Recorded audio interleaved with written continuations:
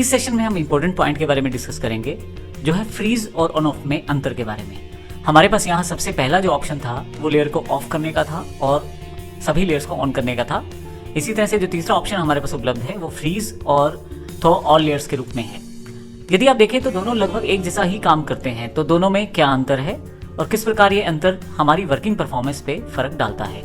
आइए सबसे पहले बात करते हैं हम ऑन ऑफ के बारे में। हम किसी भी लेयर को ऑफ कर सकते हैं। जैसे मैं किसी लेयर को ऑफ करना चाहता हूं तो आसानी से यहाँ से ऑफ कर सकता हूं, लेकिन अब की बार इन बेसिक लेयर्स पे काम करने के बजाय हमने एक नई लेयर और ऐड की है। यदि आप यहाँ लेयर पैनल से ऊपर से आएँ तो यहाँ पे यदि मैं क्लिक करूँ इस रेफरेंस लेयर को, तो आपके पास कुछ रेफरेंस लाइन्स अवेलेबल हो जाएंगी और एक सर्कल मैंने रेफरेंस के लिए बनाया है वो भी अवेलेबल हो जाएगा। अब यहाँ पे इंपॉर्टेंट है कुछ पॉइंट्स को डिस्कस करना, जिसमें हम सबसे पहले ऑन ऑफ के साथ उसको डिस्कस करेंगे। सबसे पहले हम बात करते हैं, यदि हम किसी भी लेयर को ऑफ करते हैं, जैसे मैं यहाँ क्लिक करता हूँ और इस पर्टिकुलर सर्कल, जो कि हमारे पास ये जो सर्कल है रेफरेंस लेयर पे है, तो सब यहाँ से हाइड हो जाता है। और लेआउट पैनल 1 पे देखें, मैं यहाँ पहले फाइनलाइज कर देता हूँ कमांड को एंटर करके।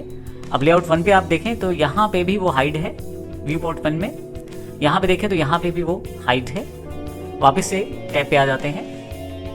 अगर मैं यहाँ पे आ जाऊँ लेआउट 2 टैब में और इस व्यू पोर्ट को एक्टिव कर लूँ मैं डबल क्लिक करके, और फाइनली यहाँ पे किसी पर्टिकुलर मैं यहाँ से सिलेक्ट कर लेता हूँ लेयर ऑफ करने के लिए ऑफ ऑप्शन, और किसी पर्टिकुलर लेयर को मैं ऑफ कर देता हूँ। अब फिर से एंटर करके मैं फाइनलाइज कर देता हूँ कमांड को। अब लेआउट 1 में अगर मैं आऊँ तो आप देखेंगे यहाँ पे भी वो लेयर ऑफ है, और जो हमारा मॉडल लेआउट है उसमें भी ये रेक्टेंगुलर लेयर जो है वो ऑफ या इनविजिबल हो चुकी है। तो इसका अर्थ ये हुआ कि यदि आप किसी लेयर को ऑफ करते हैं, वो कहीं पे भी करें, चाहे मॉडल लेआउट में या व्यू पोर्ट्स में, सब जगह उसको हटा दिया जाएगा। कहीं भी आप हटाएंगे, कहीं भी इनविजिबल करेंगे तो सब जगह वो आपको इनविजिबल लेयर ही मिलेगी, अर्थात वो आपको किसी भी दूसरे व्यू में दिखाई नहीं देगी। दूसरी सबसे इंपॉर्टेंट बात यहाँ पे, यदि मैं यहाँ से जूम आउट करूँ, अब मैं अगर जूम एक्सटेंड करना चाहता हूँ डबल क्लिक करके यहाँ पे, तो आप देखेंगे केवल यहाँ तक ही इसको जूम किया गया है। मैं फिर से डबल क्लिक करके ट्राई करता हूँ इस पूरे जो शेप्स हैं या लेयर्स की जो ड्राइंग्स हैं उनको स्क्रीन पे लाने की, लेकिन नहीं आ पा रहा डबल क्लिक करने से। लेकिन इसका कारण क्या है? अभी हमारे पास कोई भी और लेयर यहाँ पे नहीं है, लेकिन फिर भी हमारे पास ये पूरी स्क्रीन पे नहीं आ पा रहा है। इसका कारण हमारे पास इनविजिबल ऑब्जेक्ट है, जो सर्कल हमने बनाया हुआ है रेफरेंस लाइन पे। यदि मैं फिर से यहाँ रेफरेंस लाइन को ऑन कर दूँ तो आप देखेंगे एग्जैक्टली उतना ही जूम एक्सटेंड रहता है जितना मेरे पास ये सर्कल है। आप देखें, जूम आउट करें, इसको डबल क्लिक करें तो जितना सर्कल है, एक्सटर्नल सर्कल जो रेफरेंस के लिए यूज किया गया है, वहीं तक ही इसको जूम एक्सटेंड दिया गया है। हालांकि लेयर को ऑफ कर दिया गया था, तब भी ऑटोकैड याद रखता है या उसके डेटाबेस में ये बात रहती है कि एक्सटर्नल सर्कल आपके पास अवेलेबल है रेफरेंस के लिए। इसी कारण से केवल वहीं तक इसको जूम एक्सटेंड करता है। अब हम बात करते हैं फ्रीज लेयर्स की, लेकिन इससे पहले मैं उन सभी लेयर्स को वापस ले आता हूं, अर्थात ऑन कर लेता हूं टर्न ऑल लेयर्स ऑन, जो मेरे पास अभी तक अवेलेबल हैं। अब हमारे पास वो सभी लेयर्स हैं जो हमारे पास प्रयोग की जाने वाली हैं। अब सबसे पहले डिफरेंस की बात करते हैं। ये जो हमारे पास एक्सटर्नल रेफरेंस लाइंस है, इनको अब की बार मैं ऑफ ना करके फ्रीज करता हूँ। इसके लिए मैं फ्रीज कमांड को सिलेक्ट करता हूँ, पर्टिकुलर सर्कल को जो हमारी इस पर्टिकुलर लेयर पे उपलब्ध है, जो हमारे पास रेफरेंस लेयर है, और एंटर प्रेस कर देता हूँ। आप यदि यहाँ लेयर्स में देखें तो रेफरेंस लेयर जो है इस वक्त फ्रीज हो चुकी है, लेकिन वो ऑफ नहीं है। मैं क्लिक कर देता हूँ बाहर। अगर मैं यहाँ जूम एक्सटेंड करूँ डबल क्लिक करके, तो आप देखेंगे इस वक्त उस एक्सटर्नल सर्कल को रेफरेंस नहीं माना गया। तो फ्रीज और ऑफ में ये सबसे बड़ा डिफरेंस है।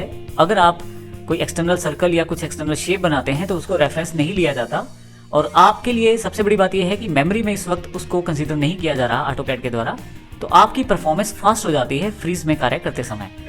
और यहाँ मैं फिर से दोबारा डबल क्लिक करता हूँ, आप देखें आसानी से वहां तक एक्सटेंड किया जा रहा है।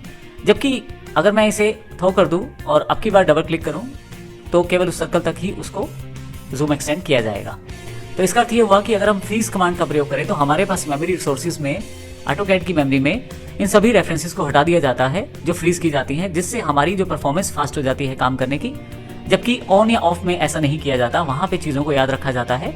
जैसे जो सर्कल है वो ऑफ में याद रखा गया था, जूम एक्सटेंड करते समय उसका ध्यान रखा गया, लेकिन फ्रीज करते समय ऑटोकैड द्वारा उसको याद नहीं रखा गया, और आप डायरेक्ट जो इमेजेस ड्रॉन है जो स्क्रीन पे है वहां तक जूम एक्सटेंड किया गया। तो इस तरह से हम फ्रीज और ऑफ के पहले डिफरेंस को समझ पाए हैं। अब दूसरा इंपॉर्टेंट डिफरेंस, यदि हम बात करें मॉडल लेआउट की, अगर मैं लेआउट 1 पे चला जाऊं तो हमारे पास यहाँ काफ़ी सारे शेप्स अवेलेबल हैं, सभी लेयर्स के रूप में अवेलेबल है। अगर मैं यहाँ किसी लेयर को हाइड करता हूँ अर्थात ऑफ करता हूँ, मैं यहाँ से ऑफ सेलेक्ट कर लेता हूँ और रेफरेंस लाइन को मैं ऑफ कर देता हूँ, तो इस पर्टिकुलर व्यू पोर्ट में मैंने ऑफ किया है जो लेआउट 1 में बना हुआ है। फाइनलाइज कर देता हूँ एंटर करके कमांड को। अब अगर मैं मॉडल स्पेस पे जाता हूँ तो आप देखेंगे यहाँ पे भी वो एक्सटर्नल रेफरेंसेस या एक्सटर्नल सर्कल जो है वो ऑफ हो चुका है। लेआउट 2 टैब पे देखें तो वहाँ पे भी ये ऑफ हो चुका है। अर्थात जब आपने किसी एक पर्टिकुलर एरिया में कहीं पे भी आपने उसको ऑफ किया तो सब जगह उसको ऑफ कर दिया गया है। सबको वापस ले आते हैं ऑल लेयर्स ऑन के साथ। मेरे पास सभी लेयर्स वापस आ चुकी हैं। अब की बार मैं यही काम फ्रीज से करना चाहता हूँ। अगर मैं किसी लेआउट सेगमेंट में जाकर फ्रीज कमांड का प्रयोग करूं और किसी पर्टिकुलर लेयर को फ्रीज कर दूं, जैसे मैंने इस लेयर को फ्रीज किया है और एंटर करके फाइनलाइज कर दूं कमांड को और फिर से मॉडल टैब पे जाऊं, आप देखेंगे फ्रीज कमांड में जिस एक्सटर्नल रेफरेंसेस लेयर को हमने फ्रीज किया था वो यहाँ पे उपलब्ध है। अर्थात केवल ये उसी व्यू पोर्ट में लेआउट 1 में ही हाइड हुई है, बाकी सब जगह ये अवेलेबल है। आप देखें यहाँ पे भी अवेलेबल है। तो इस प्रकार से आप ध्यान रखें, जब भी आप फ्रीज कमांड का प्रयोग करें तो जिस पर्टिकुलर व्यू पोर्ट में आप काम कर रहे हैं केवल वहीं पे ऑब्जेक्ट को हाइड किया जाएगा, बाकी व्यू पोर्ट्स या मॉडल स्पेस में नहीं। लेकिन उल्टा भी है इसका। मैं इसको सबको अनफ्रीज कर देता हूँ और आप देखेंगे कि सभी चीज़ें वापस आ जानी चाहिए। यहाँ से मैं इस पर्टिकुलर लेयर पर जाकर इसको अनफ्रीज कर देता हूँ तो आप देखें सब चीज़ें वापस आ गई हैं। फिर से मॉडल टैब पे जाता हूँ। अब की बार यहाँ से मैं फ्रीज करता हूँ इन एक्सटर्नल लाइंस को, फ्रीज सेलेक्ट कर लेता हूँ। अगर आप मॉडल स्पेस में फ्रीज करते हैं और एंटर करते हैं, फाइनलाइज करते हैं कमांड को, अब अगर आप लेआउट 1 में जाकर लेआउट 2 में देखें तो सभी जगह इनको हटा दिया गया है। तो इसका अर्थ ये हुआ कि यदि आप किसी पर्टिकुलर लेयर को मॉडल स्पेस में जाकर फ्रीज करते हैं तो बाकी सभी जगह ये जो लेआउट 1 है या लेआउट 2 है, जो भी व्यू पोर्ट्स आपके हैं वहां पे भी उसे फ्रीज कर दिया गया है, हाइड कर दिया गया है साथ में।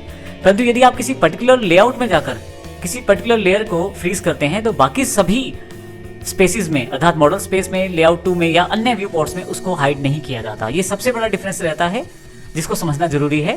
तो इस प्रकार हम फ्रीज और ऑन ऑफ लेयर्स के इस डिफरेंस को समझ पाए हैं। आप इनमें इंपॉर्टेंट है कि फर्क का ध्यान रखें ताकि कार्य करते समय आसानी रहे। धन्यवाद।